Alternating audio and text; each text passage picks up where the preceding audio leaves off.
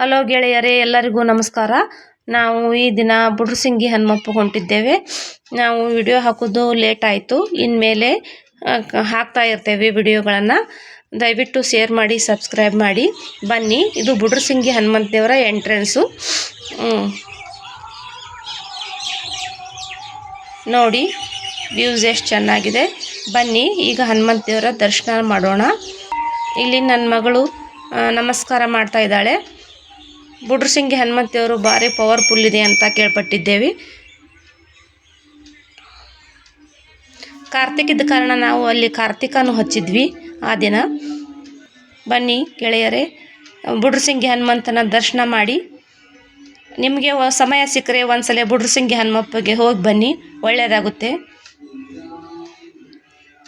ನಮಸ್ಕಾರ. ಜೈ ಶ್ರೀರಾಮ್.